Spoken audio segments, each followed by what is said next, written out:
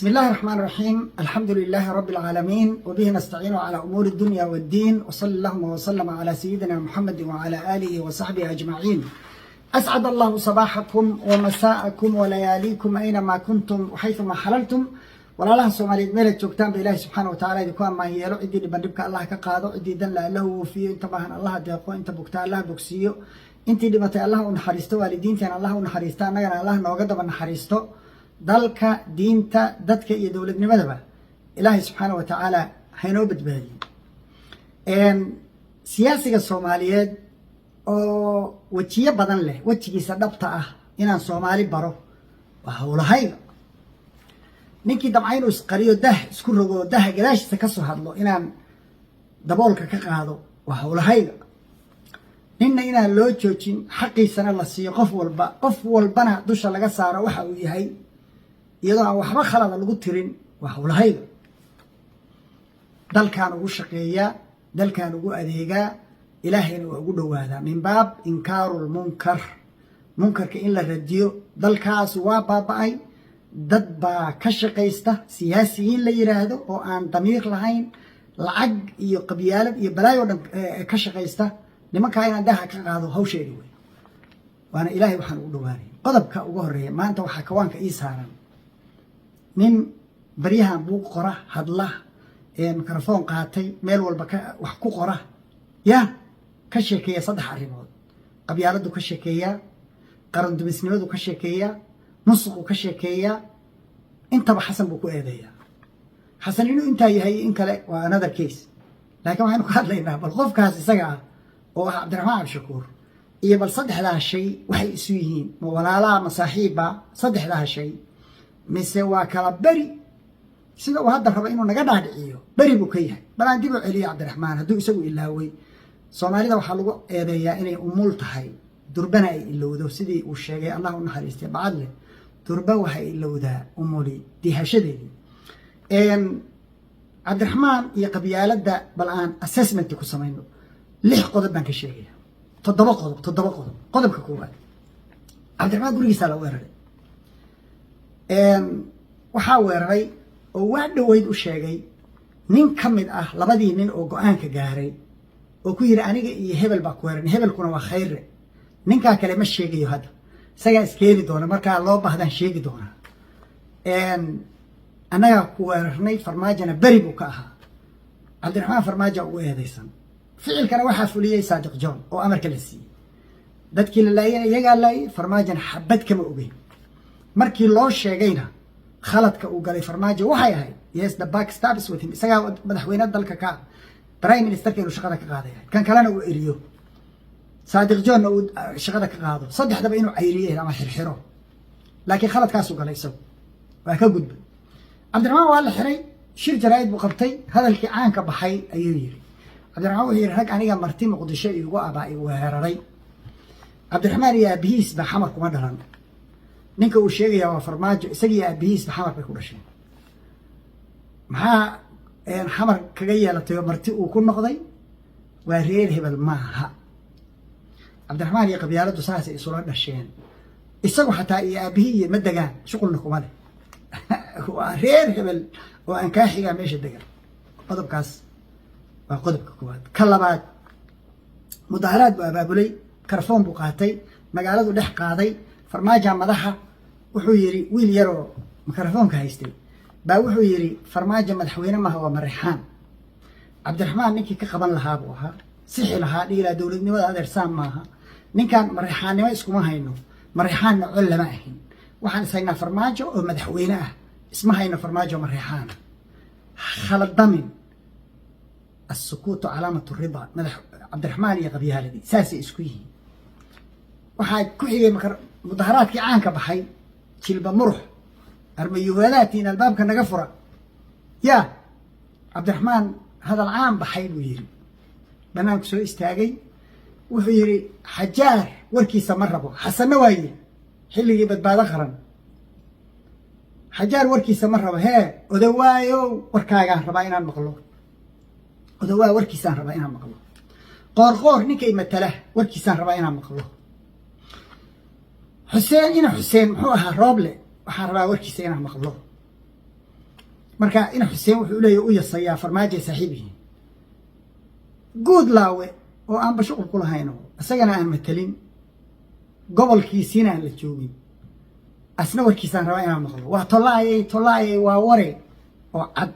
ninkuu dacwoon lahaa amniga mas-uulka ka ahaa xajaar buu ahaa qabyaalad buu kaga saaray cabdiraxmaan iyo qabyaaladii saasay isku yihiin afaraad cabdiraxmaan xuseen maxamed xuseen rooble iyo farmaajo saaxiiba ninka isku diray oo dhex galay oo saa u walaaqay oo ninka intuu qarasti ku kaakiciyey ka dhaadhiciyey inuu farmaajo la diriro markii dambana xafiiska isku soo masawiri jiray cabdiraxmaan abshakuur buu ahaa iyadoo laga fujiyey masawirkii madaxweynaha iyadoo inta khudbo uu u qoray isagii xasan sheekh intay u qoreen uu soo istaagay yiri farmaajo madaxweyne maaha anaa dalka madaxweyne ka ah ninkii dhihi lahaa warkada war dowladnimadu sahan maaha cabdiraxmaan abshakuurka hadda dowladnimada nooga sheekeeyo ma hadduu bartay soo ma aqoon PhD-diisa waa wata siyaasaddana saas u yaqaan muxuu u qaban waaye bal waaba isku soo sawiri jiray iyagoo 5 ah oo habar gidira oo geesaha ka fadhiya maxamed xuseen rooble macruuf weey waa la yaqaan cabdiraxmaan waa ka qabyaalad saas ku yahay marka toddobaad cabdiraxmaan doorashadii markii la galo teendhada la galay uu isharaxay 15 cod buu helay xasan oo 4 sano iyo barkiisii uu mucaarad ku ahaa kuna eedeynayay inuu musuqle ahaa dalkan aan lagu aamini karin ayuu codkii ka siiyey isagii farmaajo markay isu soo hareen uu ugu shubay waay cabdiraxmaan ma wuxuu xasan ku doortay inuu waddanka horumariyo ma wuxuu ku doortay inuu aamin yahay oo uusan dalka dhacayn ma wuxuu ku doortay inuusan qabyaaladiista ahayn waxaasoo dhan uu ku yaqaanay hadda uu ku sheegayey muxuu ku doortay wixii uu ku doortay waa uu yaqaan cabdiraxmaan annaguna waa kula garanay waa naqaanay qabyaalad bay ahayd farmaajo kula qabiil maaha ninkaas kula qabiil baa intaa keliya kaga dooratay ee farmaajo 1 milyan oo jeer ka fiicnaa ninka aad dooratay qabyaaladda indhaha ku tirtay marka maana hadda iigu sheekaynaysaa qabyaalad shuqul kuma lihi intelligencegeyga ha ku ciyaara qodobka intaa markaan ka iraado qodobka labaad ee xiga waa musuq cabdiraxmaan wuxuu ku eedayaa musuq inuu yahay xasan dalkiina uu leefay hadal caan baxay buu yiri oo xasan ka xanaaqay wuxuu yiri waa u soo noqon doonaa hadalkaas musuqa iyo cabdiraxmaan balaan isu fiirin iskaandalkii qarniga ceebtii ugu weyneed qarniga dhacda iyo khatartii ugu weyneed oo Soomaalidu soo marto waxay ahayd saxiixii uu ku saxiixay baddeena dalka Kenya isagoo in yar oo lacag ka qaatay cabdiraxmaan iyo musuq hatta dalka waa iibsanaya haddii uu chance helo waxay ku tusaysaa inuusan waxba bixinayn khatartii ay dal baddaasi gashay qayb baa weli ku maqan oo lagu qaatay ilaa hadda Kenya ma aqbalin waana good news haddaysan aqbalin weli baddeena innaga ale haddaan xoogsanno xoog yeelano waa iska riixaynaa innaga qabsanayna baddeena laakiin waa layna ka xukumay maxkamad baa naga xukumtay sharciya inaan dacwo kale soo celino waa suurtagal cabdiraxmaan musuqiisa yahay xilligii uu wasiirka ahaa isla xilligaasa oo intii aan farmaajo prime ministerka laga dhigin ee dowladdii shariif uu qorsheynta qaranka wasiirka ka ahaa wasaaraduhu ma lahayn budget bangina ma jirin system oo mushahar lagu bixiyo wasiirkaa loo dhiibi jiray lacag yar oo budget ah wasaaraddiisu 10 kun bay heli jirtay 10 kun wasiirku dadka shaqaalaha u shaqeeya inuu mushahar ka siiyo kharashaadka wasaaradda bixiyo kadib isagu mushahar ka qaato wixii u saharana wasaaraddiisa ku maamushaa loogu talagalay 10 kun cabdiraxmaan jeebkiisu ku ritay macnaheedu maxay tahay 100% wixii meesha yaala isaga qaatay dadkii meesha joogay hadday yiraahdeen war mushaharna sii caruuraan leenahay xaasas baan leenahay oo danaan leenahay waa shaqeynay mushaharna sii wuxuu yiri lacag layguma kiin dhiibine madaxweynaha u doonto oo ninka shaqaalaha madaxweynaha u tagi karaa waa kee musuq iyo cabdiraxmaan saasay saaxiib iyo walaalo u yihiin wasiirkii ka dambeeyay ahaa cabdiweli gaas baa xilligii farmaajo uu ra'iisul wasaaraha ahaa loo dhiibay 10kii ugu horeeyay October November iyo December mushahar markaasuu dadkii shaqaalaha ahaa 5 kun siiyey 5 kunna uu la haray isaga iyo wasaaraddiisii iyo mushaharkiisii markaas ayaa weliga iyo mushahar la siiyey sheekada halkaas ay ka soo fashilantay warkaas waxaa ka cad cabdiraxmaan haddii dowladnimada Soomaaliya gacanta loo geliyo kulligeed inuu liqayo waxna uusan ka reebin xasan wuxuu ku maagayana ay tahay anigu maan cuno ee aysan ahayn xasan inuu uga xun yahay inuu cunayo qodobkaas musuqana intaasan ka oranay qodobka ugu dambeeya waa dowladnimo la dirirka iyo qarandumisnimada waxasan hadda ku eedaynay cabdiraxmaan waxaa lagu xasuustaa xilligii farmaajo warqad intuu qoray babliga inuu u diray turkiga isagoo ka cabanaya ciidamada ay tababarayaan yaa caqli leh oo soomaalinimo ku jirta oo dhiig iyo uus leh oo ciidan soomaaliyadoo la tababarayo dalkii ajnabiga ay tababaraya ku dhihi karata hanoo tababarinina waa qof uun dowladnimada duulaan ku ah cabdiraxmaan iyo nin professor cabdi samatar la yirahdo waxay caan ku yihiin la dagaalanka qarannimada iyo dowladnimada dowlad kastoo timaadana mucaarad bay ku yihiin waana badan yihiin rag dhowraa jira waxa ku kalifayna anaa idiin sheegi doono wuxuu kaloo sameeyey cabdiraxmaan ciidankii eritrea la geeyey ninka siyaasadeeyey ee suuqa geliyey ee gaaladu ay ka qaadatay ee la qoray inay maqallo ka dirireen oo la iibsaday oo la baabiyey isagii xasan shiikhaas hadda madaxweynaha bay ahay oo hadda isagu ku caaya qarandumisnimada saasay qarandumis u wada ahaayeen oo dowladnimada oo dhan waxay ka jeclaayeen farmaajo inuu tago xasan kursi buu raadinayey cabdiraxmaan muxuu raadinayey qodobkaasna waa qodobka labaad qodobka saddexaad wuxuu noo sheegay cabdiraxmaan inuu bin zayid foundation u shaqeeyo isaga afkiisa ka sheegay waxaan kaloo xog ku ogaanay oo ninka la odhan jiray rooble uu soo ogaaday oo lagu yiri intuu yiri ila dhisa cabdiraxmaan cabdishakuur baa waxaa lagu cabdiraxmaan shaquu noo hayaa hadalkaa ka maqasheen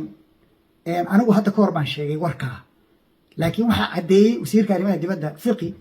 xasan buu wuxuu ku sheegay hadal uu aada uga naxay oo ka carooday oo uu yiri waa dilaya cabdiraxmaan oo ahaa xasan markuu dhulka soomaalida dhulka waddanka boobayo qaranka dhulkiisa markuu boobayo isagaa kula gorgortamaya isagaa heshiiska kula gelaya isagaa lacagta kaa qaadanaya akoonkiisana aada ugu shubaysaa personaalka intaa markuu sheegay cabdiraxmaan waa xildhibaan waa qaadan waaye waa dilaya markaanu qarxinay arrintii dilka wuxuu usoo diray fiqi muxuu yiri waad wada dhegaysateen wuxuu dowladu u shaqeeya ajnabiga banaankan soo dhigaynaa haddii loo baahdo cabdiraxmaan iyo rag badan oo ka mid ah qaar baa diblomaasi bassabor wata oo dalka lagu soo dhex darsaday aad bayna u badan yihiin jawaasiista soomaalida ahi waa badan yihiin cabdiraxmaanna kuwaasu kookaya cabdiraxmaan markaa dowladnimo qurux badan iyo shaxshax iyo qarannimo ka sheekeynaysid ya soomaalida caqligeeda ha caayin shuqul kuma lihin martibaa ka tahay ilaahba iga tahay inaadan meelna aysan kaa soo gelin qarankaasna aadan dan ka lahayn ehelnimana aadan u ahayn una turayn una naxayn wax badanna waa kuu xeeriyey doonaya intaa inaan kasii badiyo haddii loo baahdo waxyaabo kalean ku darayaa laakiin cabdiraxmaan qabyaaladna way isla dhasheen way isku lifaaqan yihiin saaxiibkeed weeye musuq dowladnimada xasan waxbaaba ka haraya kulligeed waa liqayaa 100% wasaaradda bajetkeedii ninkii qaatay baddiina gatay musuq saasuu ka yahay qarannimo waa ninkii gaaray inuu yidhaahdo dalka yaan la hubayn dowladda yaan awood la siin ciidanka yaan la dhisin ciidanka hala siyaasadaya halala diriro ninkii yiri wey cabdiraxmaanow aquushayada ha ku ciyaarin dad weli wax xafidsan baa jira oo archive ah soona fagi kara isla markaasna awooddeeda leh marka intaasaan insha allah oranayaa halka masale ah oo lagaaga aqbali karo waxaan akhriyaysa waxa weeye anaa kuu sheegaya tib baan ku siinayaa intaa soo istaagtay soomaalida waxaa tidhaahdaa soomaalihii ilaa maanta dhiiqan ku qubaysanaya waana kharibna waa toobad keenay qabyaaladii waa ka toobad keenay musuqii waa ka toobad keenay qaran dumisnimadii waa ka toobad keenay ha laygu qaato waa ku qaadanayna kullu bni aadam khata wa khayru khata in tawaab haddii kale annaga waxaa halkaa noo taal hadduu durdur iyo dabaal galo doofaar weligii ma daahiro billahi tawfiiq